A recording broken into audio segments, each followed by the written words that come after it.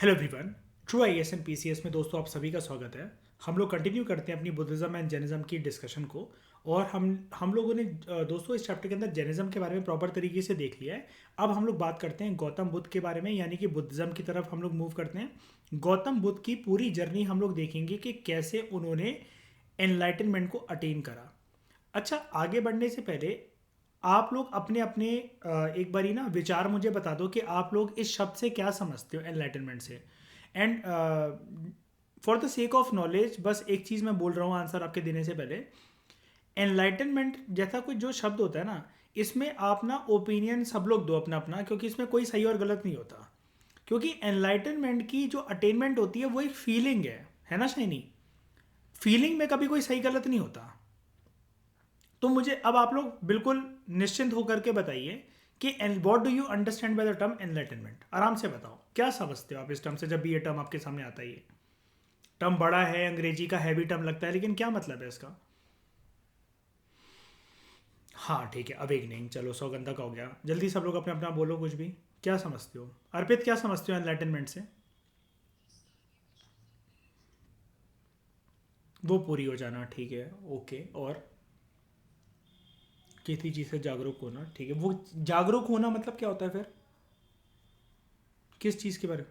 नहीं, वो अवेकनिंग होगी क्या, किस चीज़ से मैं जागा हूँ, किस चीज़ से जागरूक हुआ हूँ मैं। ओके ठीक है। और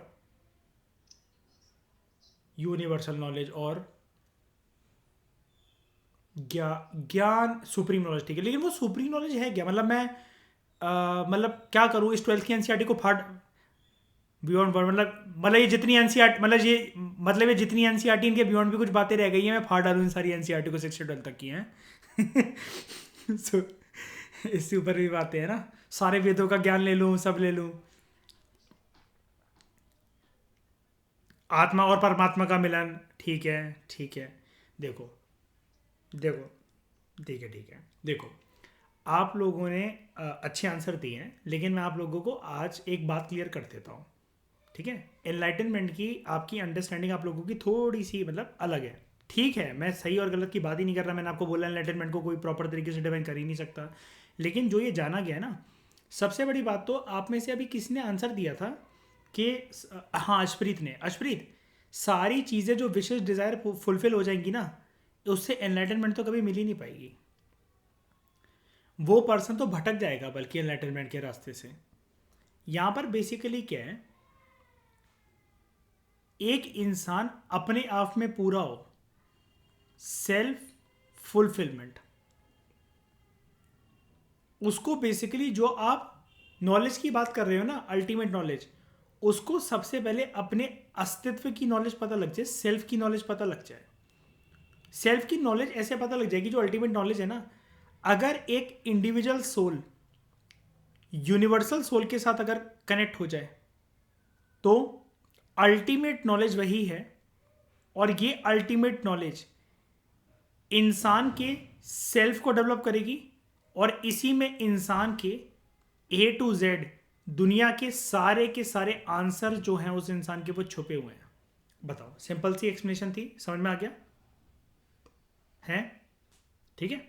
बेसिकली यहां पर 100 बातों की एक बात अगर हम लोग कहें, अंबर, अपने एग्जिस्टेंस को पहचानना, ठीक है। एंड अशप्रीत,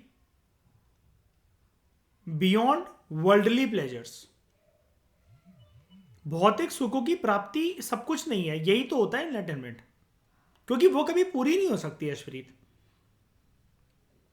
अगर पूरी हो गई होती, मुझे एक बात बता दो शाइनी, इलॉन मस्क फिर आराम से बैठा क्यों नहीं होता। वो आज भी क्यों अपने आप को नंबर 1 रखने में मुशक्कत करता रहता है। जेफ बेरोज हो गया, इलॉन मस्क हो गया, है ना, अंबानी हो गया, ये सारे लोग क्यों लगे हुए हैं मुशक्कत में, अदानी अंबानी पैसा कमाने की होड़ में। इनके पास तो सब कुछ है शाइनी, नहीं किसी ना किसी चीज की इनके मन के अंदर फिर भी कमी है ना, बेचैनी है, तभी तो लगे हुए इस रेस में, है ना। और शाइनी, जिस दिन ये लोग मरेंगे तो लेकर क्या क्या जाएंगे अपने साथ साथ स्वर्ग में। क्यों कमा रहे हैं फिर भी ये ऐसा क्यों रेस में लगे हुए हैं।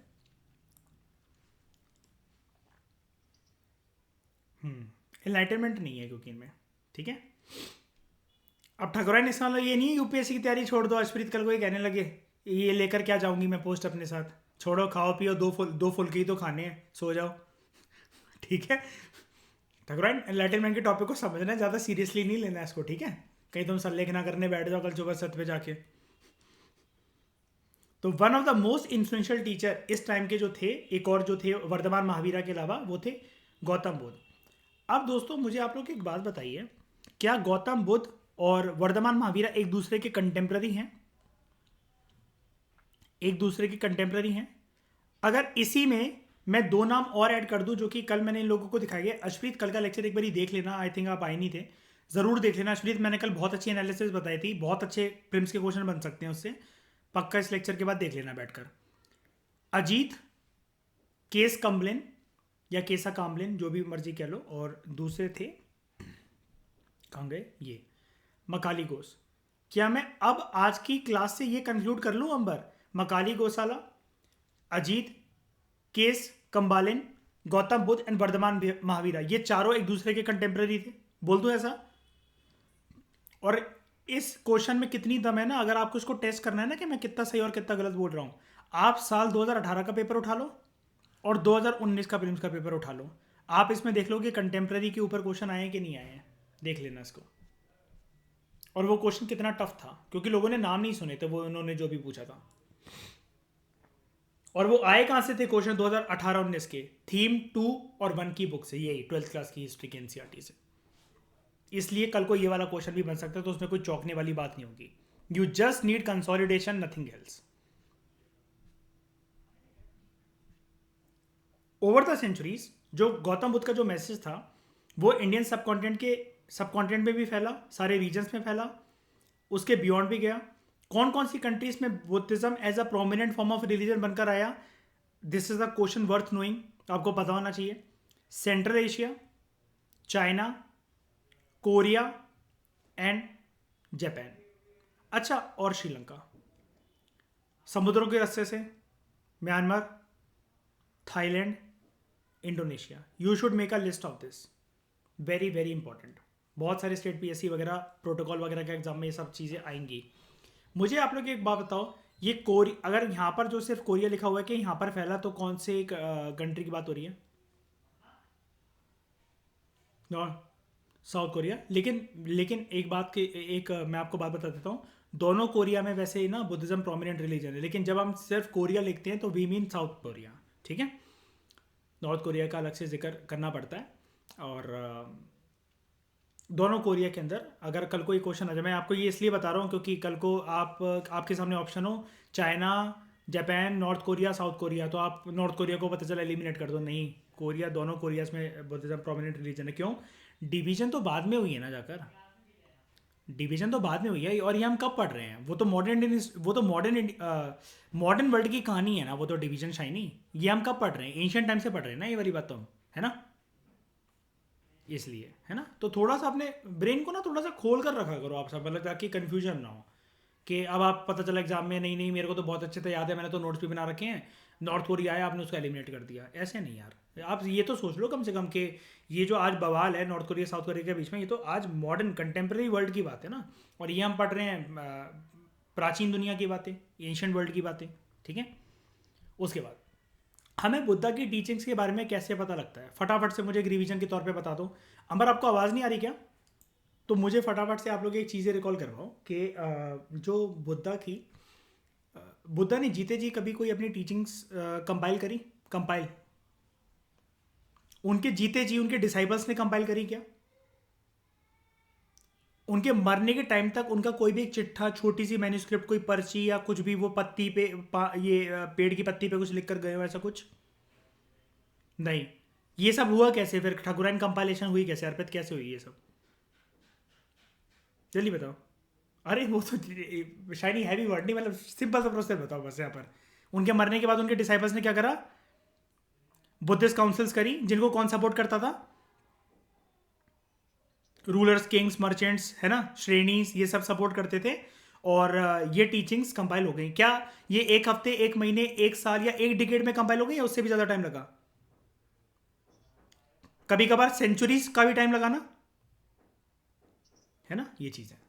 तो they have been reconstructed by carefully editing, translating and analysing the Buddhist text, जो कि हमने पहले मेंशन कर रखा है। राइटर आप सही कह रहे हैं, ठीक है, जो कि पहले मेंशन कर रखा है, यानी कि बुद्धिस्ट काउंसिल वगैरह के बारे में आप जो चीज़ें पढ़ चुके, जो कि मैंने आपको प्रीवियस क्लासेस के अंदर पढ़ाई भी थी। अब ना ध्यान से सुनना, अब हमारा यहाँ से जो बुद्धिज्म का टॉपिक है एक दमदार तरीके से शुरू होता है। अब जितनी भी बातें मैं बोलूँगा बहुत इंपॉर्टेंट है। जो इतिहासकार है ना दोस्तों, उन्होंने बेसिकली बुद्धा के लाइफ की जो डिटेल्स हैं वो जानने की कोशिश करी है फ्रॉम हेगियोग्राफीज। ये बहुत इंपॉर्टेंट टर्म है, ये वाली टर्म पेंडिंग है Amber, you should know this, and बाकी सब लोग भी। यूपीएससी में ये वाली टर्म दोस्तों पेंडिंग चल रही है बहुत सालों से। किसी भी वक्त कभी भी स्टेटमेंट की फॉर्म में, स्टेटमेंट तो छोड़ो अलग से भी बनकर आ जाएगी। देखो, नॉर्मल पर्सन के बारे में मैंने आपको बहुत सारी चीज़ें बताई थी, और एक फेमस लीडर्स के बारे में। जैसे नॉर्मल पर्सन का होता है मर्डर, फेमस बंदे का होता है असैसिनेशन, नॉर्मल लोगों की होती है डेथ, और बुद्धा जैसे लोगों क्या होता है क्या कहते हैं, महापरिनिर्वाण, और कोई साधु संतो तो बुद्धिज्म के अंदर तो उसको बोलेंगे परिनिर्वाण।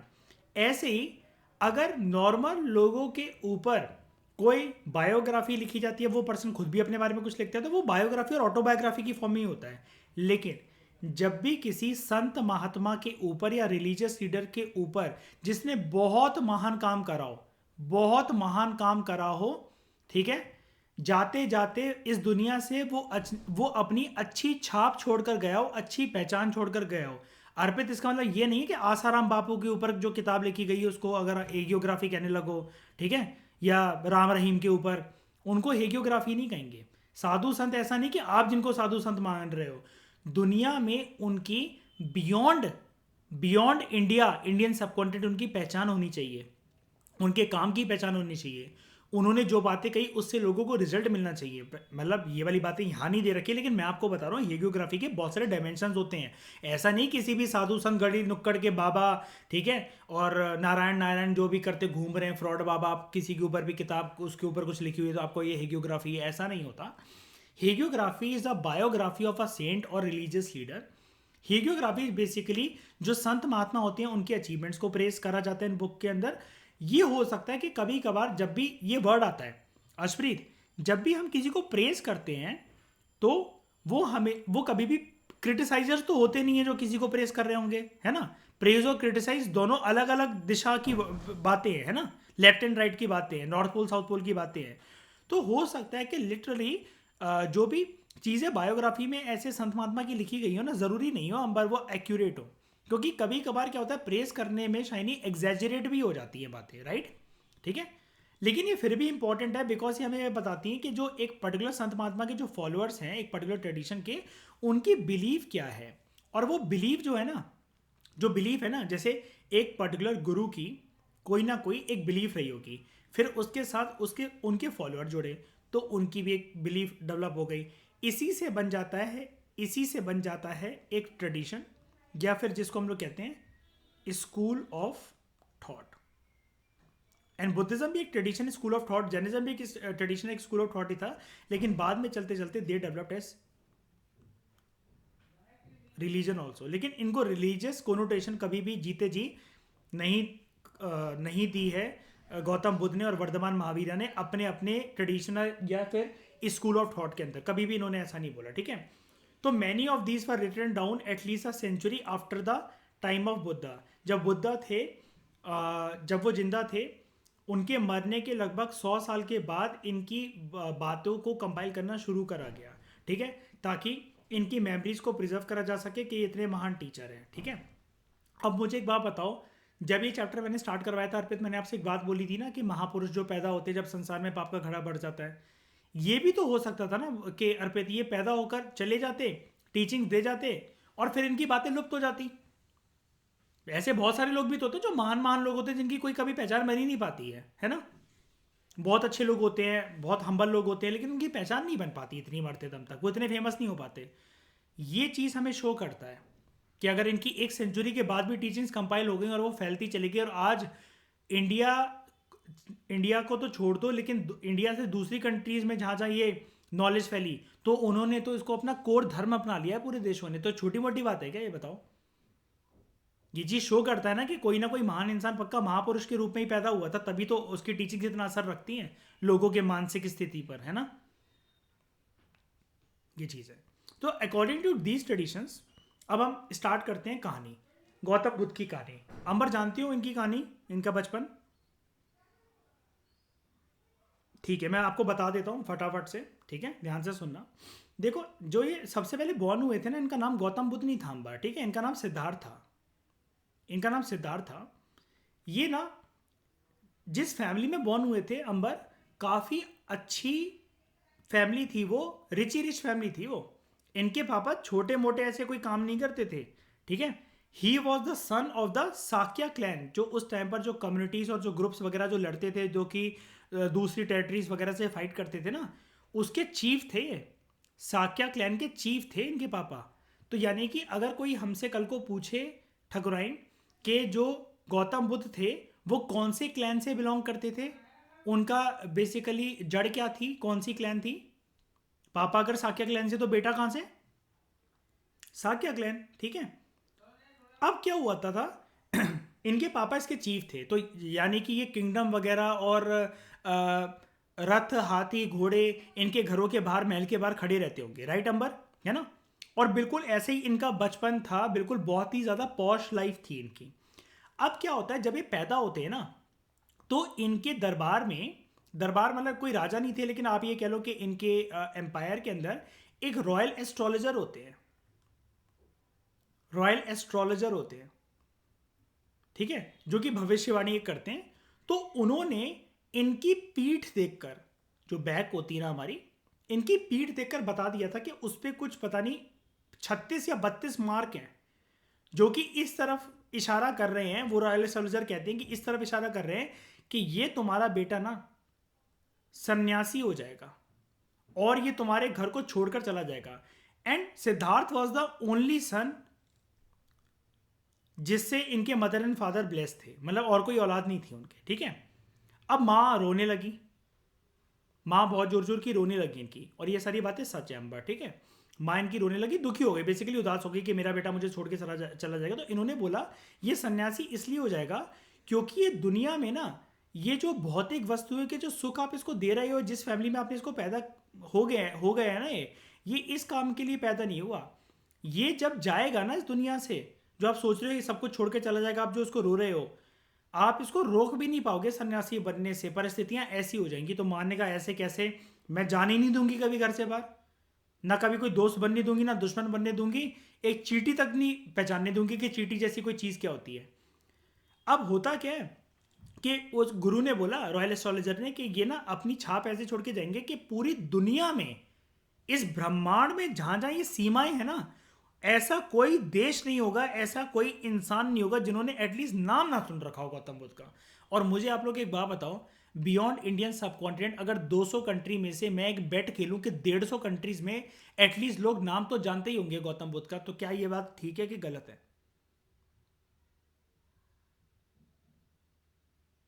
ठीक है ना। अफगानिस्तान कैसी कंट्री है, हिंदू कंट्री है, मुसलमान कंट्री, कैसी कंट्री, स्पेशली तालिबान के आने के बाद कैसी कंट्री है, मुसलमान ना, मुस्लिम कंट्री है ना। वहां पर भी याद है ईशा, गौतम बुद्ध का एक बहुत बड़ा एक स्टैचू था जिसपे तालिबान की गोलियां लगी थी। यानी कि ये आतंकवादी लोग तक जानते हैं ना गौतम बुद्ध का नाम, नाम तो जानते ही है ना एटलीस्ट, ये चीज़ है। अब हुआ क्या, चलो ये तो बहुत बात की बात हो गई, ये तो हमने अपने ज़माने की बात कर दी, लेकिन हम अभी प्राचीन भारत पे स्टिक रहते हैं, एंशियंट इंडिया पे, और आगे बढ़ते हैं।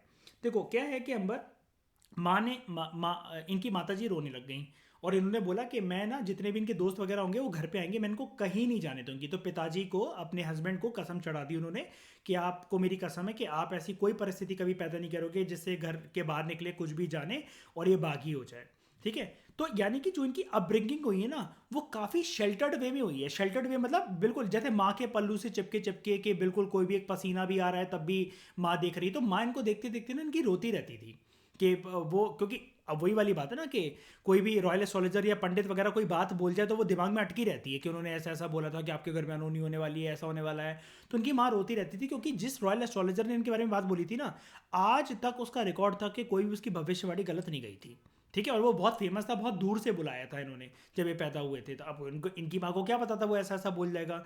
तो ये ना, इनके माता पिता इनको ना जो दुनिया की हार्श रियलिटीज़ है ना उससे बहुत दूर रखते थे, बहुत दूर रखते थे। अब एक दिन क्या होता है, ये अब गौतम बुद्ध कोई जो सिद्धार्थ थे वो कोई पागल तो थे नहीं, वो ये तो देखते ही थे ना साक्य क्लैन के इनके पापा चीफ है, तो पिताजी घर से बाहर जाते हैं, लेकिन जो जो दरबार पे जो लोग खड़े हुए हैं, जो सैनिक खड़े हुए हैं, उनको बोल जाते हैं कि बेटे को बालकनी तक भी मत आने देना। ठीक है, तो इनको लगता था ये क्यों फिर बाहर जाते हो, मुझे क्यों नहीं जाने देते। चलो जब वो छोटे थे तब तक तो वो मान गए, उनके दोस्त भी फिर घर खेलने आते थे उनके। तो अब इनको जब कोई भी घर वाला जब कोई आता था कोई बात बताता था, अब ये साक्य क्लैन के चीफ थे पे, तो जब कोई घर आता होगा तो ये तो बताता होगा ना कि उसने आक्रमण कर दिया, ऐसा कर दिया, हमें परसों रात को ही निकलना पड़ेगा, ऐसा करना पड़ेगा, वैसा करना पड़ेगा। तो इनके दिमाग के अंदर क्यूरियोसिटी जागती थी कि ऐसा क्या होता होगा वहां पे, भाई क्या होता होगा जब ये बाहर जाते हैं ऐसी ऐसी बातें करते हैं। तो एक बार की बात है, शाम और रात का टाइम था, इनके घर के बाहर ना एक घोड़ा लेकर एक बंदा परमानेंट इनका, जैसे आप आज के टाइम में मान लो कि अंबर आपके घर पे एक ड्राइवर हो, मान लो कोई परमानेंट, तो एक चैरिटियर रथ सवार इनके घर पे खड़ा रहता था। उसका नाम क्या था? उसका नाम था चन्ना। ठीक है, अब एक गाना गाना शुरू करते हैं अंबर, ठीक है, चन्ना मेरे या मुझे कुछ दिखा लिया बाहर जाकर। तो चन्ना कहता है मैं ये काम नहीं कर सकता महाराज, मैं आपके हाथ जोड़ता हूँ, आपके पिताजी मेरी गर्दन काट देंगे और पता नहीं क्या क्या काट डालेंगे मेरा। लेकिन ये रोने लगता है, और सिद्धार्थ ना ऐसा बोला जाता है बहुत सुंदर थे, बहुत बहुत बहुत ज़्यादा सुंदर थे कि दूध भी उनके सामने काला फीका पड़ जाए, इतने अच्छे थे। उनकी मनमोहक आंखें थी कि जो किसी को भी कन्विंस कर सकती थी। मतलब कुल मिलाकर ठाकुर ने ऐसी बात मान लो जब चन्ना से रिक्वेस्ट करी होगी तो शिनचैन जैसे आंखों से सितारे फेंकता है ना वो सिंपैथी वाले एक्शन काम में कुकीज़ खाने के लिए, वैसे ही इन्होंने चन्ना को कन्विंस कर लिया। और छोटे बच्चे कन्विंस कर लेते हैं बेसिकली किसी की बात को, बड़े लोगों से रहा नहीं जाता। लेकिन पता क्या है, ये सारी बातें जो ये परिस्थितियां बन रही हैं ना, ये उसलिए बन रही हैं क्योंकि जो एक संसार में महान काम करने के लिए आया ना, परिस्थिति उसको कुदरत बनाकर देती है। तुम कितना भी रोक लो, अब देखो माँ ने रोका, सबने रोका, लेकिन एक शाम ऐसी आई ना जब माँ और बाप कन्विंस हो गए हमारा बेटा घर से बाहर नहीं जाता, दरबारी हैं ये वो हैं। लेकिन वो ये चन्ना की बुद्धि सरस्वती ने ऐसी पलटी कि चन्ना ले गया, क्योंकि अब बस वही चीज़ है कि जो भविष्यवाणी करी गई थी और जिस पर्पज़ के लिए पैदा हुए थे, कुदरत अपने आप रास्ते बना देती है सबके। आप इसलिए कभी भी किसी की डेस्टिनी डिटरमाइन नहीं कर सकते हो कि आज ये पर्सन अगर डम है तो जिंदगी भर डम भी रहेगा, आप कुछ नहीं कह सकते। ठीक है, तो his first journey into the world outside was very traumatic. Amber आपको जान के शौक लगेगा, लेकिन आप इनकी परिस्थिति को समझो, जो भी मैंने आपको इनका जीवन बताया, इनको पता ये नहीं पता था अंबर कभी कि जिस शरीर में ये पैदा हुए हैं, क्योंकि घर वालों ने कभी कुछ जानने ही नहीं दिया ना, बाहर की कोई बात ही नहीं जानने दी। वो ये चाहते थे घर वाले इनके कि इनकी क्यूरियोसिटी ना कंट्रोल में रहे, ये कम से कम बातें सुने। लेकिन वही वाली बात है ना, जब आप किसी को घर से बाहर ही नहीं जाने दोगे तो जब वो कोई बाहर की एक सिंगल बात भी सुनेगा तो उसका दिमाग तो डबल एक्स ट्रिपल एक्स की स्पीड पे दौड़ेगा क्यूरियोसिटी की टर्म्स में कि ऐसा क्या होता होगा क्या नहीं होता होगा। अंबर इनको ये तक नहीं पता था कि संसार में हमारा कोई भी पर्सन है, हमारा जो शरीर है वो कभी बूढ़ा भी होता है, कभी उसको कुछ बीमारियां भी लगती है, क्योंकि घर वालों ने तो बीमारियां लगनी नहीं थी, और अभी अभी तो जवान है तो बूढ़े कैसे हो जाएंगे। इनको ये भी नहीं पता था कि एक दिन हम मर जाते हैं, एक दिन हम मर जाते हैं, ये नहीं पता था। तो जब चन्ना इनको लेकर गया तो ये गांव के बाहर अपने निकले, तो इन्होंने ना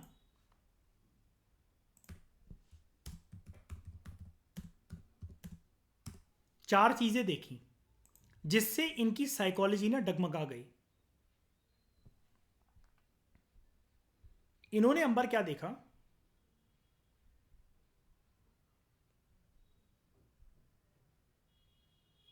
इन्होंने देखा एक बूढ़ा व्यक्ति, ये चन्ना है, ये बुद्धा है, एक बूढ़ा व्यक्ति। तो उनको पहली बार पता लगा हम बूढ़े भी होते हैं, मतलब मैं भी ऐसी एक बार के लिए ऐसा एनर्जी लेस हो जाऊंगा क्या? चन्ना ने बोला जी हाँ। इन्होंने फिर देखा एक बीमार व्यक्ति, इन्होंने कहा हमारे शरीर में बीमारियां भी लगती हैं चन्ना? तो चन्ना ने बोला हाँ। फिर उन्होंने देखा ये क्या राम नाम सत्य है, राम नाम सत्य है, क्या करते हुए ले जा रहे हैं इनको? तो इन्होंने बोला ये मर गया है। इन्होंने बोला मर गया है मतलब? इन्होंने बोला अब ये कभी उठेगा नहीं, ना कभी कुछ बोलेगा, और ये शरीर अगर जलाया नहीं गया, दफनाया नहीं गया तो ये सड़ जाएगा, इस पर कीड़े वगैरह और बदबू आने लगेगी। इन्होंने बोला हमारा शरीर मतलब परमानेंट नहीं है, मतलब मैं भी मर जाऊंगा एक दिन? तो चंदन ने बोला हाँ। और फिर ये एक योगी को इन्होंने देखा कि वो एक पेड़ के नीचे बैठ के मेडिटेशन कर रहे हैं। तो इन्होंने बोला ये कौन है? तो जब इनसे बात करी तो उन्होंने बोला मैंने संसार में सारा सुख चैन त्याग सब कुछ त्याग दिया है, मेरा ना कोई घर है, ना बीवी है, ना बच्चे हैं, ना घोड़ा गाड़ी है मेरे पास, ना कुछ है। अब क्या होता है, आप अंबर इनकी परिस्थिति समझने की कोशिश करो।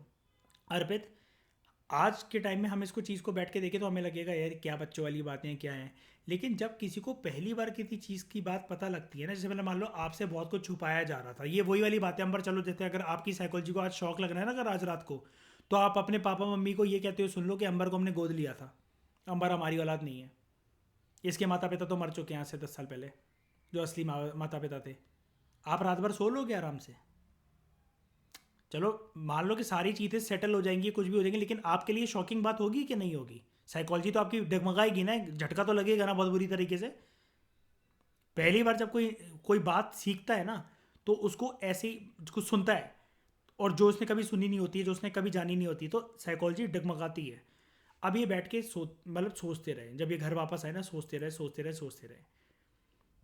ही वॉज डीपली एंगुइस्ड, हिल गए अंदर से, when he saw old man, बीमार व्यक्ति। कॉप्स का मतलब होता है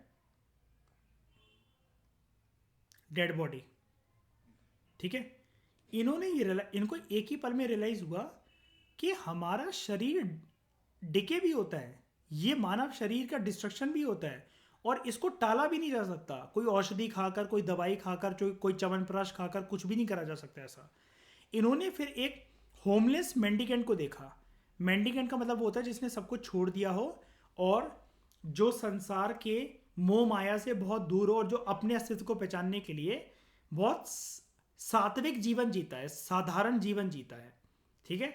फिर उसके बाद इन्होंने देखा एक पर्सन है जो कि बूढ़ा है, किसी को बीमारियां लगी हुई हैं, कोई मर गया है, और कोई जो है वो आराम से एक होमलेस मेंडिकेंट बनकर ही इज फाउंडिंग पीस,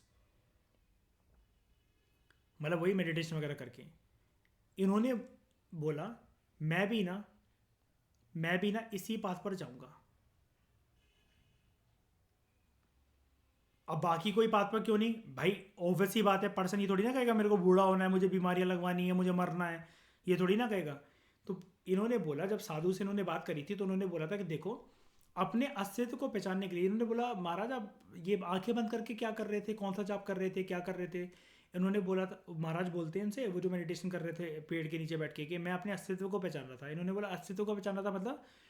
उन्होंने बोला देखो बेटा, जितनी भी संसार के सवाल जवाब है ना, वो सारे उसके सवाल हैं, उसके सारे जवाब हमारे अंदर ही होते हैं। हम लेकिन अपनी आंखें खोलकर इन भौतिक वस्तुओं में, जो वर्ल्डली प्लेजर है, इसमें इतना खो जाते हैं कि हम अपना अस्तित्व पहचानना भूल जाते हैं। तो इन्होंने चन्ना को फिर से कन्विंस करा कि मुझे लेकर चलो। चन्ना कहता है आपने एक बार कहा था, अब नहीं कर पाऊंगा दोबारा ये रेस्ट, सॉरी, आप चाहे कुछ भी कर लो। ये घोड़ा लेकर चन्ना का चले जाते हैं और बोलते हैं, रथ से घोड़ा निकाल लेते हैं और घोड़ा लेके चले जाते हैं, और चन्ना को बोल देते हैं माता पिता को बोल देना कि मैं लौटूंगा नहीं और मैं सन्यासी बन रहा हूँ। तो देखो रॉयल एस्ट्रोलॉजर की बात ठीक हो गई ना। हाँ, इस दौरान मैं आपको एक चीज़ और बताना चाहूँगा। गौतम बुद्ध की ना शादी भी कर दी गई थी इनके माँ बाप के द्वारा, जल्दी शादी हो गई थी, और इनका एक बेटा भी था। बेटे का नाम था राहुल, है ना, नाम तो सुना ही होगा। तो लिखते उसको ऐसे राहुला, ठीक है, लेकिन बोलते राहुल है, जैसा कि आप जानते हो ना, अभी तक इतना तो समझ गए होगे, वही महाभारत अर्जुना रामायणा राहुला, लेकिन बोलते राहुल है, ठीक है। अब क्या होता है, जब ये जा रहे होते हैं तो अलग अलग इसके ऊपर ना कहानियां हैं। देखो, अब कोई देख तो सामने तो कोई नहीं दिखाया था, तो कहीं बोलते हैं कि चन्ना को बेसिकली बोलकर चले गए थे ये एक रात को कि मैं जा रहा हूँ और मैं सन्यासी बन रहा हूँ। इन्होंने अपने जो लंबे लंबे बाल थे, सारी जो चीज़ें थी, चन्ना को पकड़ाई, and he left his palace. कई लोग ये बोलते हैं कि बुद्धा बीवी को बच्चों को बताकर गए थे, ठीक है। और बालकनी में खड़े होते हैं, मतलब एक ऐसी फोटो है ये, बीवी और ये राहुल बालकनी में खड़े हैं, ठीक है। राहुल का थोपड़ा देखना ठकुराइन, पापा कहाँ जा रहे हैं। तो कि ये गए थे और ये घर पे बताकर गए थे कि मैं ऐसा ऐसा करूँगा। देखो, मैंने वही वाली बात है ना, जो 4 आश्रम का कंसेप्ट होता है, आश्रम मतलब 4 रूल्स होते हैं, अंबरी वो आश्रम नहीं होते हैं। आप लोग तो, बाकी लोग जानते होगे ना यूपीएससी वाले, जो मैं क्या कह रहा हूँ, 4 आश्रम के रूल्स। कि पहले आप एक स्टूडेंट लाइफ बिताते हो, फिर आप एक शादी करते हो, फिर आप अपनी खोज में मतलब घर परिवार को छोड़कर एक जंगलों में जाकर तपस्या करते हो, उसके बाद जीवन में अपना ज्ञान देते हो दूसरे संसार के लोगों को, और मोक्ष की प्राप्ति करके फटाफट करके ह्यूमन बॉडी को छोड़ के निकल जाते हो। तो ये ऐसे करके निकल गए थे। अब मैं आपको एक बात बता देता हूँ। शादी जो ना, शादी जो है वो दोनों ने करी थी। वर्धमान महावीरा ने भी शादी करी थी और गौतम बुद्ध ने भी शादी करी थी, ठीक है। तो Siddhartha decided that he would to adopt the same path. Soon after he left the Paris and set out in search of his own truth. वो अपने जो उनके मन के अंदर जो सवाल थे वो सारे उनके जवाब चाहते थे। अब इसके बाद ना क्या होता है, अब ऐसा नहीं होता कि आपने घर को छोड़ दिया, अब घर को छोड़ दिया, आप चौराहे पे पहुंच गए हो, आप कहाँ जाओगे बताओ? याद तो आएगी आपको। तो इनको भी याद आती थी, लेकिन इन्होंने डिसाइड कर लिया था मैं वापस नहीं जाऊंगा कभी भी, जब तक मुझे मेरे सवालों के जवाब, ये कभी गए नहीं वैसे, पहली बात है। लेकिन इन्होंने बोला कि मैं कभी जाऊंगा नहीं, अपने आप से इन्होंने वादे करे। And he was very determined.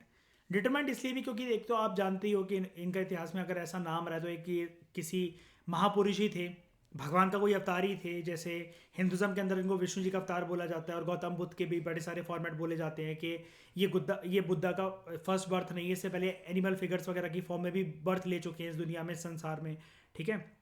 खैर वो सारी बातें अगर हम लोग हटाएं और जेन्युइन बातें करें, तो गौतम बुद्ध ने ये देखा कि मेडिटेशन से मुझे अपना काफ़ी सारा आंसर मिल सकते हैं। तो ये जब ये मेडिटेशन करने बैठे तो यहाँ से हमें ये चीज़ देखने को मिलती है कि मतलब टॉप क्लास से टॉप क्लास का बंदा भी ना, जब कोई पहली बार बहुत बड़ा काम करता है ना, तो वो फेल होता है।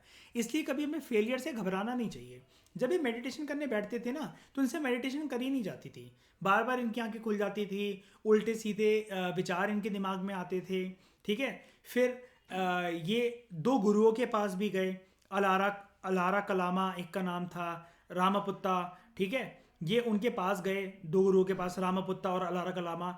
तो वो पहले इनको मेडिटेशन करने का वायदा करके सिखाते हैं, लेकिन फिर जब ये कहते हैं कि मैं सेटिस्फाई नहीं हो रहा, तो वो गौतम बुद्ध को भगा भी देते हैं। यानी कि देख रहे हो, इतने महान इंसान ने मेडिटेशन में फेलियर हासिल करी अपने एफर्ट्स में। इनके लिए मेडिटेशन के लिए सबसे बड़ा एफर्ट था। तो आप इनसे सीख लो, इनसे लर्निंग लो कि आप बड़े से बड़ा अगर कोई एफर्ट करते हो, उसमें अगर फेलियर मिलता है, एम्ब्रेस दैट फेलियर। और हो सकता है कि आप कोई बहुत महान काम, बहुत अच्छा काम करने जा रहे हो, लेकिन दुनिया आपको ना पहचाने। अभी कितने मानते हैं वो गुरु जो है, वो जो गुरु है, अगर आप उनके सर्च मारोगे तो उनके बारे में इतिहास में कोई जिक्र ही नहीं है, कोई इन्फॉर्मेशन ही नहीं मिलेगी आपको इनके नाम के अलावा, रामापुत्ता और अलारा कलामा। लेकिन गौतम बुद्ध ने नाम कमाया, लेकिन उन 2 गुरु ने गौतम बुद्ध को निकाल फेंका था अपने आश्रम से कि हम नहीं सिखा पाएंगे, तुम छोड़ के चले जाओ मैं। उसके बाद बुद्धा ये डिसाइड करते हैं मैं मेडिटेशन खुद से करूँगा। बहुत सारे उन्होंने मेथड्स अपनाए, जैसे इंक्लूडिंग बॉडली मॉडिफिकेशन। इन्होंने बोला कि मैं ना बिल्कुल सब कुछ छोड़ दूंगा, खाना पीना। नियर डेथ इनकी आ गई थी, लेकिन फिर इनको लगा कि नहीं यार, इससे तो मुझे मेरे आंसर नहीं मिल रहे हैं, बल्कि इससे तो कोई फालतू चीज़ें हैं ये सब, कि मैंने खाना छोड़ दिया, ये छोड़ दिया। अब इन्होंने ये सोचा, अगर मुझे जीवन की सच्चाई पहचाननी है ना, तो मुझे एक्सट्रीम मेथड्स को छोड़ना पड़ेगा। एक्सट्रीम मेथड्स मतलब जैसे जैनिज्म के अंदर मैंने कल आपको बताया था ना, अंबर एक्सट्रीम मेथड्स, वो छोड़ने पड़ेंगे। और मुझे मॉडरेट मेथड्स अपनाने पड़ेंगे। मतलब मैं अपने आप को शरीर को कष्ट देकर सारे के सारे सवालों के जवाब नहीं दे सकता। मुझे एक मॉडरेट तरीके से अपने जितने भी सवाल हैं, जो भी क्यूरियस माइंड है मेरा, उसको मेरे को मिटाना पड़ेगा बहुत आराम से, ठीक है। तो बहुत सारे दिनों तक इन्होंने डिसाइड करा कि मैं मेडिटेशन करूंगा। मतलब इन्होंने बहुत टाइम तक डिसाइड करते रहे कि मैं मेडिटेशन करूंगा। बहुत सारे दिन इनके बीत गए, लेकिन ये बार बार फेल हो जाते थे, बार बार फेल हो जाते थे। एक दिन करी, शाम तक फिर आंखें खुल गई, कोई ऊंच नीच के विचार आ गए। और बुद्धा ये चीज़ बताते हैं कि हाँ, मेडिटेशन करते वक्त सारे तरह के विचार उनके मन में डेविएट करने को आए थे। फिर चाहे वो अनडिशन्ड विचार हों, सेक्सुअल विचार हों, कैसे भी विचार हों, ऐसा बोला जाता है। देखो, मैं अगेन वही वाली बात कह रहा हूँ, इनके सामने जब ये मेडिटेशन कर रहे थे कोई बैठा तो था नहीं, कोई रिकॉर्ड नहीं है, लेकिन जो भी चीज़ें हमारे सामने अवेलेबल है उसके बेसिस पर हम ये ही चीज़ें मानते हैं, ठीक है। अब देखने को तो कोई किसी चीज़ को नहीं देखा है, लेकिन फिर भी अब ऐसे तो हड़प्पन जो हम घरों की बातें करते हैं, हम क्या देखा है हड़प्पा के घर में जाकर के सेकंड फ्लोर होते थे, वो ऐसे दोपहर में चारपाई डाल के सोते थे। ठीक है, लेकिन फिर भी चीज़ें होती है ना कि मतलब जो आप ऐसा कह लो कि बस वो चली आ रही है, इतिहासकार मानते हैं और सारी चीज़ें सुनी सुनाई है, तो बस इस वजह से हम भी इनको ऐसा मानते हैं। अब क्या होता है कि एक दिन ऐसा आता है इनमें से, लेकिन 99% बातें जेन्युइन है जितनी मैं बता रहा हूँ। एक दिन इनकी ज़िंदगी में ऐसा आता है, क्योंकि जब ये अपने फॉलोअर्स को बताते थे ना, डिसाइबल्स को, आप कहोगे कि आप कैसे बोल सकते हो कि 99% जेन्युइन थी, जब ये अपने फॉलोअर्स को बताते थे ना, और बुद्धिस्ट काउंसिल में जो इनके साथ फॉलोअर्स जो जीवित थे, जो रहे हैं, जैसे आनंद वगैरह इनके जो डिसाइबल है, तो ये आनंद वगैरह सब एक्सपीरियंस शेयर करते होंगे तो इन्होंने कैसे अटेन करी, क्योंकि जब इनके डिसाइबल्स आते थे उनको भी तो एनलाइटनमेंट की प्राप्ति करनी थी, तो बुद्धा अपना एक्सपीरियंस बताते थे। तो जब बुद्धिस्ट काउंसिल में उन्होंने कंपाइलेशन करना शुरू करी ना, उन सारे बुद्धिस्ट टेक्स्ट में ये सब चीज़ें लिखी हुई है, सुत पितक विनय पितक एंड अभिधम पितक में। ठीक है, तो एक दिन ये होता है, मेडिटेशन करते करते जब ये बहुत बार फेल हो गए ना, एक दिन ये कहते हैं कि दिस इज द फाइनल चीज़ जो कि मैं डिसाइड करता हूं कि अब जब तक मुझे अपने सारे सवालों के जवाब नहीं मिलेंगे, मैं नहीं उठूंगा इस मेडिटेशन से, चाहे कुछ भी हो जाए, चाहे कुछ भी हो जाए, मैं आंखें नहीं खोलूंगा। He meditated for several days and finally attained enlightenment. और उनको एनलाइटनमेंट की प्राप्ति हुई। एनलाइटनमेंट की प्राप्ति होती है आपको सर्व सिद्धि हो गई, हर चीज की आपको ज्ञान की प्राप्ति हो गई, जो भी आपका क्यूरियस माइंड है, अब आपको हर चीजें पता है। अब संसार में आपको किसी से जवाब नहीं चाहिए अपने सवालों का, बिकॉज अब आपका माइंड शांत है, आपके कंट्रोल के अंदर है। माइंड को बेसिकली पता है क्या बोला जाता है फिलॉसफी के अंदर, हम लोग तो नॉर्मल बोल देते हैं माइंड, लेकिन दोस्तों फिलॉसफी एज अ सब्जेक्ट के अंदर माइंड को मंकी माइंड बोला जाता है। कभी शांत नहीं रहता, एक जगह से दूसरी जगह, दूसरी जगह से तीसरी जगह। और मतलब एक आयरॉनिकल बात यह है, इंसान का सबसे पावरफुल वेपन है, लेकिन बस इंसान ना दुनिया जीत सकता है, नेपोलियन बोनापार्टे की तरह दुनिया पे कब्जा कर सकता है, सिकंदर की तरह, लेकिन कैसे भी करके इस माइंड को हर कोई कंट्रोल कर सके, ये इस दुनिया में 99.99% लोगों के बस की बात ही नहीं है दूर दूर तक। सबसे पावरफुल वेपन जो कि हमारे अंदर है, हम दुनिया को कंट्रोल करना चाहते हैं, दूसरे को कंट्रोल करना चाहते हैं, मैं अपनी बंदी को कंट्रोल करना चाहता हूं, बंदी मुझे कंट्रोल करना चाहती है, लेकिन माइंड को संसार में कोई कंट्रोल नहीं कर पाता। मेजॉरिटी ऑफ द जनसंख्या, ऑलमोस्ट 100% जनसंख्या इसके अंदर फेल हो जाती है, ऑलमोस्ट 100%, 0.1% कोई रह जाए तो रह जाए।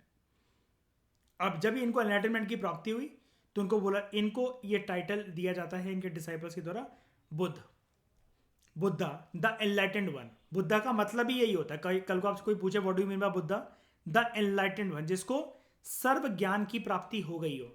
ठीक है, and for the rest of his life he taught कि इंसान को सही कर्तव्यों के साथ जीवन का निर्वाह कैसे करना चाहिए, कैसे रहना चाहिए, जिसको इन्होंने टर्म दिया धम्म। अब क्या हुआ था, मैं आपको एक बात और बता देता हूं। जब ये मेडिटेशन कर रहे थे, जो इन्होंने फाइनली डिसाइड करा कि अब मैं उठूंगा नहीं मेडिटेशन से, और बड़े सारे दिनों तक मेडिटेशन करते रहे, तो बुद्धा ना इस बीच एक चीज रिवील करते हैं अपने डिसाइपल्स को। उन्होंने बाद में बताया था जब एनलाइटनमेंट उन्होंने अटेंड कर ली थी, कि मेरे दिमाग में एक नोटोरियस विचार आया था और वो मेरे मेडिटेशन को भंग करना चाह रहा था। ठीक है, मेरा दिमाग डाइवर्ट हो रहा था, तो मैंने ना, मैं कैमरा ऑन करके दिखाता हूं आपको। बुद्धा कहते हैं कि मैंने ना बेसिकली वो मेडिटेशन कर रहे थे, वो ना आप ऐसा देख लो कि वो मेडिटेशन कर रहे थे। ठीक है, और जब बुद्धा को ये नोटोरियस विचार आया ना, तो बेसिकली वो अपना ये जो हाथ है ना, ये इस मुद्रा में बैठ जाते हैं। मेरी मुद्रा देखना जरा, इस मुद्रा में बैठ जाते हैं। अब वही कहते हैं, धरती माँ, मेरे हाथ देखो धरती की तरफ है, धरती माँ आप साक्षी हो इस चीज के लिए, मैं सच्चे मन से मेडिटेशन कर रहा हूं, सच्चे मन से मेडिटेशन कर रहा हूं, लेकिन ये नोटोरियस विचार मेरे दिमाग में आ रहे हो। कहते जब मैंने मुद्रा बनाई, बुद्धा कहते हैं, तब वो नोटोरियस थॉट थोड़े मिनट के लिए आए थे और वो चले गए। धरती माँ से मैंने कहा देखो आप विटनेस हो, मैं सच्चे मन से बैठा हूँ, ये नोटोरियस थॉट मेरे मन के अंदर आ रहे हैं, डेवलिश थॉट मेरे मन के अंदर आ रहे हैं। और इसी बीच बुद्धा बड़ी सारी मुद्रा जो है वो चेंज करते हैं।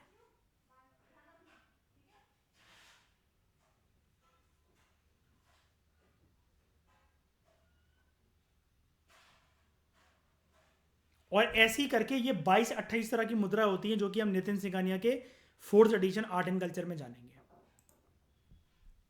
और इसके बारे में अगर आपको लगे मैं फालतू बातें बता रहा हूँ, यूपीएससी का पेपर देख लेना 2013-14 का, मुद्रा के ऊपर क्वेश्चन आ चुका है फिल्म्स के अंदर। और इसके नाम होते हैं हस्ते रेखा मुद्रा, ये मुद्रा, वो मुद्रा, ठीक है। जो मैंने आपको बताया ना, वो कहते हैं कि धरती आप विटनेस हो इस चीज़ के लिए कि मैं कर रहा था अच्छे से और मेरे मन के अंदर डेविएशन आ रही है। फिर वो कहते हैं मेरे सारे थॉट चले गए, फिर कोई डेविएशन नहीं है। जब मैंने धरती माँ से ये चीज़ कन्फेस कर दी कि देखो मैं सच्चे मन से कर रहा हूँ, ये मुझे डिस्ट्रैक्ट करने की कोशिश कर रहे हैं और फिर से मेरी मेडिटेशन तोड़वाने की कोशिश कर रहे हैं, ये उन्होंने मुद्रा बनाई थी ज़मीन की तरफ, ठीक है। तो स्क्रिप्चर फ्रॉम अमरावती, अमरावती के अंदर अमरावती स्तूप है, तो वो सर्वाइव नहीं कर सका और ये डिपेक्ट कर रहा है कि बुद्धा अपने पैलेस से कैसे डिपार्ट हुए थे, किसकी मदद से, चन्ना की मदद से। तो अमर वो गाना गाते हुए गए थे ना, अश्वीत कौन सा, अच्छा चलता हूँ दुआ में याद रखना। अब नेक्स्ट लेक्चर में दोस्तों हम लोग जानेंगे कि बुद्धा की टीचिंग्स क्या थी। इस डिस्कशन में दोस्तों फिलहाल लेते हैं। Thank you very much for discussion.